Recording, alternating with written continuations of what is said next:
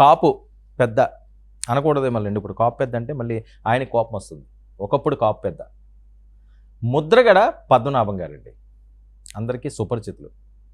ఆయన గురించి వేరే పరిచయం ఏం అవసరం లేదు. కాపు ఉద్యమం వీటిల్లో అసలు ఒక స్థాయి, ఆయన పిలిస్తే లక్షల మంది వచ్చేయాలి, అలాంటి స్థాయి ముద్రగడ పద్మనాభం గారు. కానీ కాలక్రమేణా ఆయన ముద్రగడ పద్మనాభ రెడ్డి గారు అయిపోయారు. చాలా విచారత, చాలామంది ఫీల్ అయ్యారు. ఏంటి ముద్రగడ గారు అసలు ఆయన బ్రాండే కాపు బ్రాండ్ అండి. ఆయన క్రాప్కి ఒక బ్రాండ్ అంబాసిడర్లో ఉండేవారు. అలాంటిది ఆయన తీసుకున్న నిర్ణయం. పవన్ కళ్యాణ్ మీద కోపం అండి, ఎవరి మీద కాదు మళ్ళీని, అదే సామాజిక వర్గానికి చెందిన ఆయన మీద కోపంతో ఈయన పోటీ చేయకపోయినా ఈయన శపథం చేసి పవన్ కళ్యాణ్ గారిని ఓడించకపోతే నేను ముద్రగడ పద్మనాభ రెడ్డిగా మార్చుకుంటానన్నారు. మార్చేసుకున్నారు. అందులో అసలు తేడా లేదు, చాలా పద్ధతి. ఒకసారి మాట అన్నాడు అంటే ఆయన వెనక్కి తగ్గడు. మొండి మనిషి, ఎవరి మాట విండు. మోనార్క్ అని ఏదో సినిమాల్లో మనం చూస్తుంటాం కానీ రియల్ మోనార్క్ ఈయన. ఆయన మాట ఆయనే విండేమో, అంత మోనార్క్. దేనికైనా సరే కట్టుబడిపోతారు. అనవసరమైన ఆటల్లో ఓకే, కొన్ని ఆటల్లో కోపాలు ఉండొచ్చు, శబదాలు ఉండొచ్చు, మాట్లాడుకోవచ్చు. కానీ చిన్న చిన్న అంశాల్లోనో లేకపోతే వాళ్ళు ఓడిపోతే నేను పేరు మార్చుకుంటే వాళ్ళు ఓడిపోతే మీరు పేరు మార్చుకోవడం ఏంటి? మీరు పోటీ చేసిపోని నేను ఓడిపోతే మీ కాన్ఫిడెన్స్ అది. ఎవరెవరో పోటీ ఉండడం ఏంటి, మీరు దానికి శపథాలు చేసి చేయడం ఏంటి? సరే అయిపోయింది. మరి వైసీపీలోకి వెళ్ళారు కదా, ఈయన పరిస్థితి ఏంటి? ఈయనకి ఏమి ఇస్తారు? మరి ఏమైనా ఎమ్మెల్యే సీట్ ఇస్తారా అంటే మొన్నదేం దక్కలేదు. పోనీ ఏమైనా ఒక మంచి ఆపర్చునిటీ ఆయనకి ఇస్తారంటే అది దక్కలేని పరిస్థితి. ఇప్పుడు మరి ఆయన సేవలను గుర్తించిన జగన్మోహన్ రెడ్డి గారు ఆయనకు ఒక పదవిని ఇచ్చారు. పొలిటికల్ అడ్వైజరీ కమిటీలో మెంబర్గా నియమించారండి. చూసారా, పొలిటికల్ అడ్వైజరీ కమిటీలో మెంబరు ఆయన. అంటే ఇంకా పూర్తి స్థాయి ఆయన రాజకీయ పరంగా ఆయన అనుభవాలన్నింటినీ కూడా జగన్మోహన్ రెడ్డి గారికి అందించి 2029లో గత వైభవాన్ని పునరావృతం చేసే విధంగా ఆయన చెయ్యాలన్నది జగన్మోహన్ రెడ్డి గారి ఆకాంక్షలా కనిపిస్తుంది. పొలిటికల్ అడ్వైజరీ కమిటీ నెంబర్ అంటే ఈయన అడ్వైజర్ బాగా పనిచేస్తాయని. మరి పెద్ద పదవ ఆయనకి సముచిత స్థానం దక్కిందా అని చాలామంది అనుకుంటున్నారు.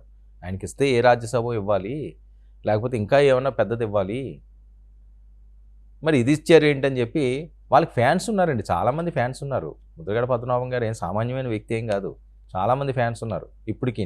ఆయన తత్వం నచ్చకపోయినా సరే ఆయన అంటే అభిమానం ఉన్నవాళ్ళు, ఆయన అంటే ప్రాణం పెట్టేవాళ్ళు చాలామంది ఉన్నారు కాపు సామాజిక వర్గంలో.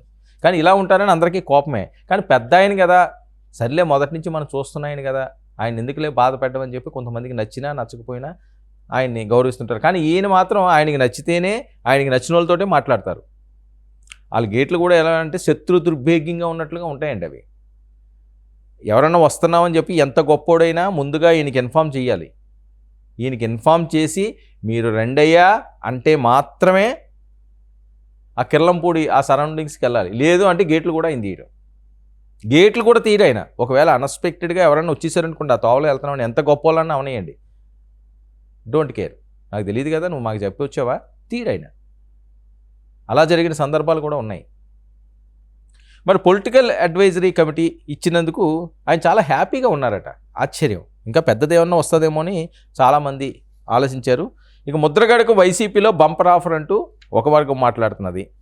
ముద్రగడ పద్మనాభకు వైఎస్ జగన్మోహన్ రెడ్డి గారు కీలక పదవి, పొలిటికల్ అడ్వైజరీ కమిటీ మెంబర్గా నియామకం.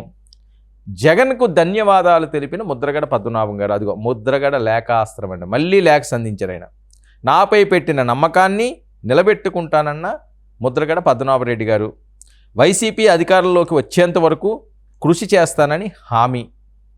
వైసీపీ అధికారంలోకి వచ్చే వరకు కూడా ఆయన కృషి చేస్తారట. మరి ఆయనతో భాగస్వామ్యంగా వెళ్ళి టికెట్ తెచ్చుకుని కృషి చేస్తారా, లేకపోతే మొన్నట్లా బయట నుంచే మద్దతు ఇచ్చి మళ్ళీ ఏమైనా శబదాలు చేస్తారా అంటే, ఇప్పుడు సెటైర్లు వేసుకునే వాళ్ళందరికీ కూడా ఇది అస్త్రాలు. మొన్నే అన్నావు కదా, ఎట్టి పరిస్థితిలో గెలిపిస్తాను, పవన్ కళ్యాణ్ అక్కడి నుంచి పంపించేస్తాను, అసలు పవన్ కళ్యాణ్ అన్నవాడు ఇంక ఈ సరౌండింగ్స్కే రానేమో, ఆ బార్డర్లో చెక్ పోస్టులు పెట్టేస్తాము, లేకపోతే ఇంకోటి చేస్తాము, అసెంబ్లీ గేటు కూడా దాటనివ్వనని చాలా శబదాలు చేశారు. కట్ చేస్తే 21కి 21, 151 ఉన్నది 11. మరి ఆ శబదాలన్నీ మొన్నే చేశారు, పేరు మార్చేసుకున్నారు. మళ్ళీ వైసీపీ అధికారంలోకి వచ్చేంత వరకు కృషి చేస్తానని హామీలు ఇవ్వడం ఏంటండి? మీరు ఎక్కడికి వెళ్ళి వర్క్ చేస్తారు ఈ వయసులోని? ఎందుకు వచ్చింది ఇది? ప్రశాంతంగా కృష్ణారామ అనుకోవడం, లేకపోతే ఏదో సలహాలు ఇవ్వడం అంతవరకు ఉండొచ్చు కదా. మళ్ళీ అధికారం వచ్చేంత వరకు నేను వెళ్ళి కృషి చేస్తాను అని ఆయన అనడం ఇదేంటి? ముద్రగడ పద్మనాభం గారు అలా అయితే రెడ్డి అని అనలేదు రండి. ఆయన పెట్టించుకున్నంత మాత్రాన్ని అనలేరు కదా పెద్ద మనిషిని. కొంతమంది పెద్దవాళ్ళకి ఆ గౌరవం ఉంటుంది. ఇక ఎన్నికల సమయంలో జగన్ను గెలిపించాలని ప్రచారం చేశారు. మామూలు ప్రచారం చేశారా? అసలు పిఠాపురంలో ఆయన పోటీ చేసినంత అడావిడి చేశాడు ఆయన. వాళ్ళ అమ్మాయి గారు క్రాంతి గారు ఆయన మీద రివర్స్ అవ్వడం, ఆవిడ బయటికి వెళ్ళిపోవడం, ఆవిడ మీద ఒంటికాలతో లెగడం, కూతురని కూడా చూడకుండా నా ప్రాపర్టీయే కాదని అనేయడం, కన్న కూతురిని ప్రాపర్టీతోటి మాట్లాడడం, ఒకటా రెండా? ఇన్ని చూడలేదు. ఇప్పుడు మళ్ళీ ఆయన సైలెంట్ అయిపోయారు అనుకుంటే మళ్ళీ దిగారు రంగంలోకి. ఇక పవన్ను ఓడిస్తానని సవాల్ చేసిన ముద్రగడ, నేను ముందే చెప్పాను, మామూలు సవాల్ కాదు అది.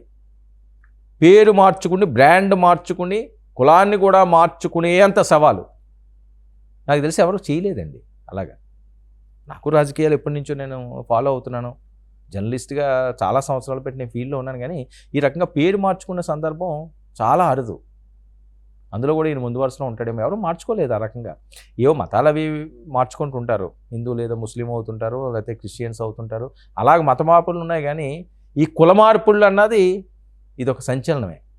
అది ఆయనకే చెల్లింది, ఏం చేసినా ఆయనకే చెల్లింది అన్నట్టుగా ఉంటుంది. గెలిస్తే పేరు మార్చుకుంటానని శపథం. కూటమి అధికారంలోకి రావడంతో ముద్రగడ పద్మనాభరెడ్డిగా పేరు మార్పు.